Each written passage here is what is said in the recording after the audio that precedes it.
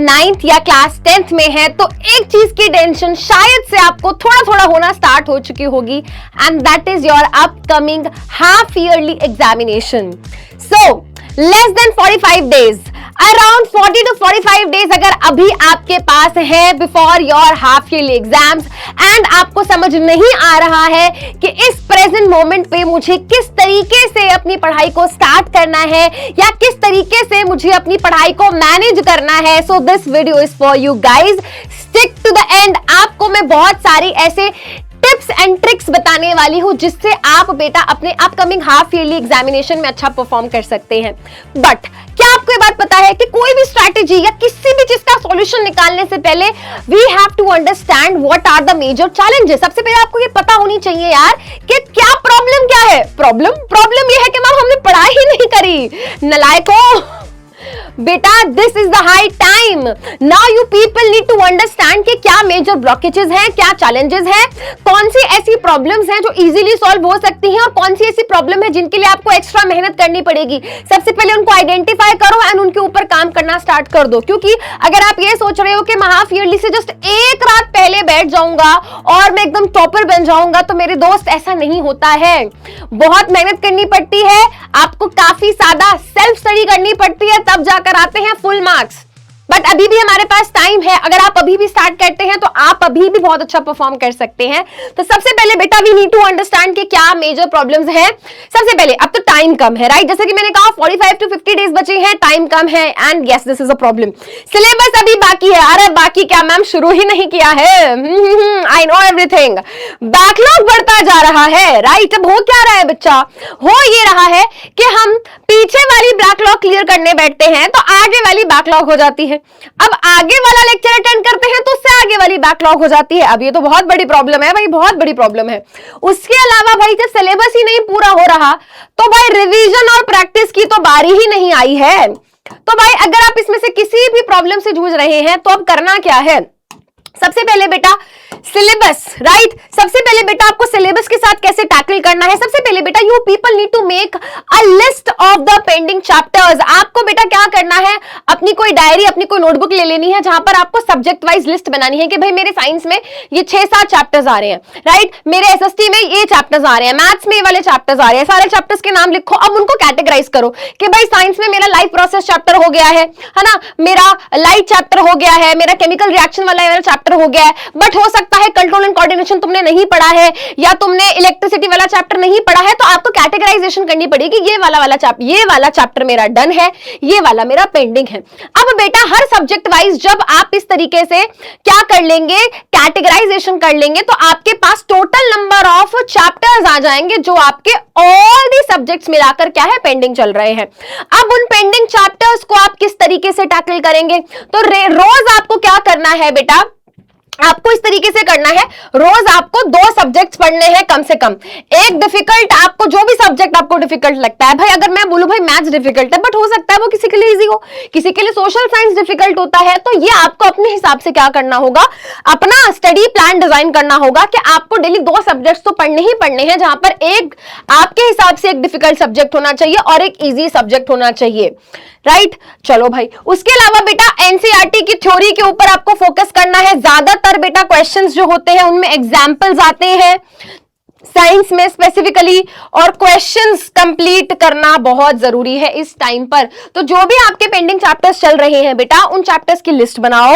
List बनाने के बाद ये देखो कि भाई मेरे टोटल फॉर एग्जांपल सारे सब्जेक्ट्स के मिला के लेट्स से 12-13 चैप्टर पेंडिंग चल रहे हैं या 15 चैप्टर पेंडिंग चल रहे हैं, तो उनको डिवाइड करना शुरू करो, उन चैप्टर्स को पढ़ना शुरू करो। कैसे पढ़ना है, एक दिन डिफिकल्ट, एक डिफिकल्ट, एक इजी, राइट।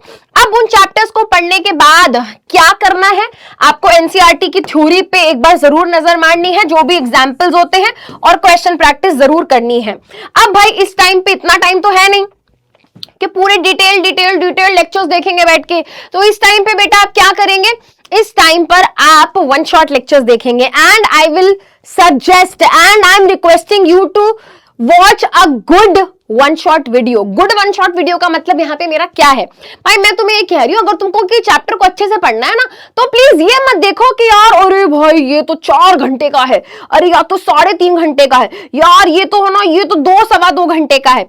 भाई अगर तुम ये सोच रहे हो ना, तुम 9th में और 10th में और सोच रहे हो यार मेरे को 1 घंटे से कम की कोई वीडियो मिल जाए, 40 मिनट में पूरा चैप्टर पढ़ा दे, बेटा 40 मिनट में रिवीजन हो सकती है।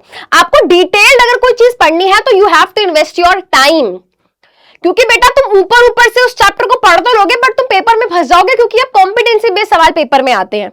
तो क्वेश्चन प्रैक्टिस करनी है, अगर न्यूमेरिकल करने हैं तो उसके लिए आपको पहले थ्योरी क्लियर होनी चाहिए, और थ्योरी समझने के लिए बेटा थोड़ा वक्त देना होगा, ठीक है। अच्छा, अब बेटा जो भी चीजें आप पढ़ रहे हो, जो भी आपको वीडियो आपने देखी, आप उसके पीडीएफ नोट्स डाउनलोड कर लो या उसके शॉर्ट नोट्स खुद अपने हाथ से बना लो, ठीक है। और अपने लिए भाई एक टारगेट सेट करो कि मुझे अपने इस हफ्ते में इतनी बैकलॉग्स तो क्लियर करनी ही करनी है, तभी जाके बेटा आपका 45 to 50 डेज में जो सिलेबस है वो कवर हो पाएगा, ठीक है।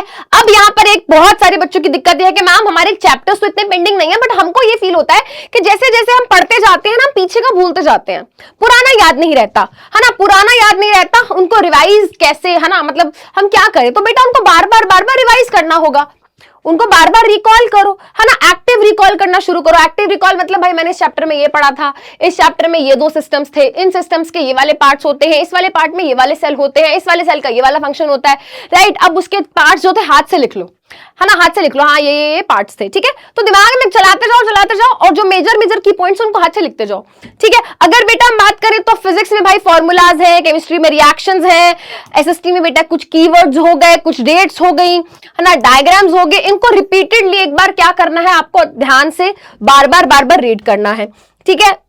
वीक टॉपिक्स जो भी आपके थे जब आप पढ़ रहे थे, ऐसे टॉपिक्स जिनमें आपको थोड़ी प्रॉब्लम फेस करनी पड़ी थी, जब आप उनको पहले पढ़ रहे थे, तो एक बार उनको दोबारा से क्या पढ़ लो बेटा, एक बार उनको दोबारा से देख लो। उसके अलावा बेटा कोशिश ये करो बेटा, यहां 3 दिन लिखा है, बट मैं आपको ये बोलूंगी भाई 6 दिन में, 1 हफ्ते में एटलीस्ट बेटा 1 सब्जेक्ट का टेस्ट तो आपको देना ही है।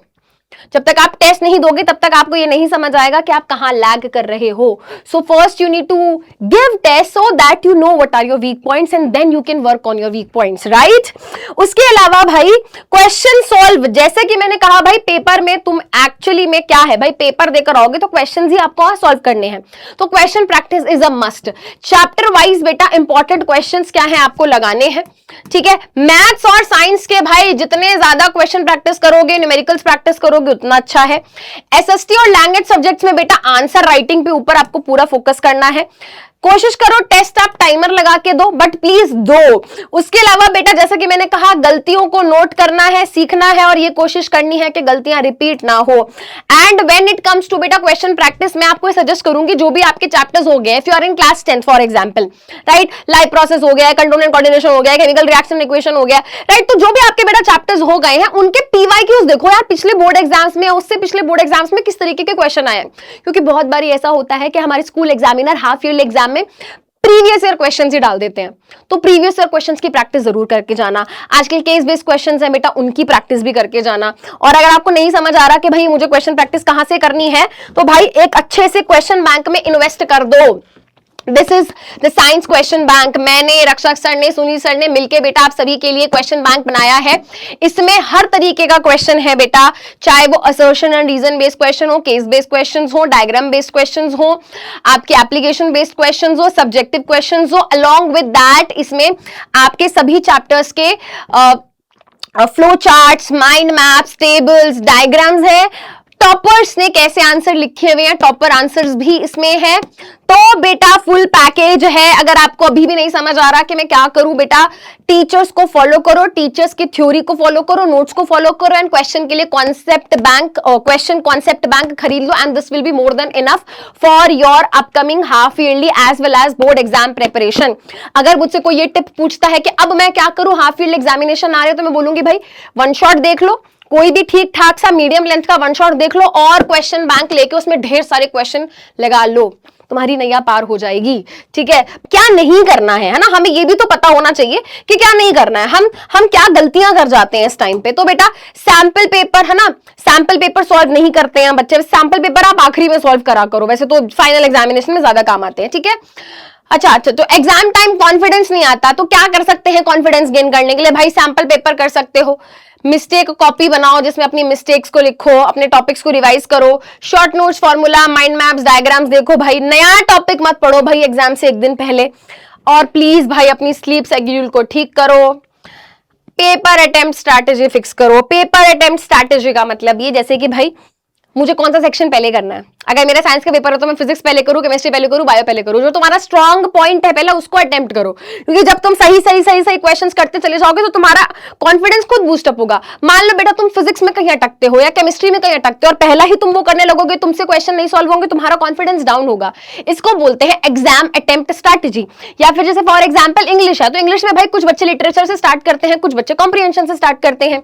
तो भाई आपको पता होना चाहिए कि आप किसमें बेस्ट हो, आप किसमें बेहतर हो। उस चीज को फटाफट से करके खत्म करो और आगे बढ़ो। ठीक है, so this is the paper attempt strategy जो आपको अच्छे से पता होनी चाहिए। ये मेरी तरफ से बेटा कुछ ऐसे टिप्स थे जिनको आप फॉलो करेंगे, सो जरूर आप हाफ ईयरली एग्जामिनेशन में अच्छा कर पाएंगे।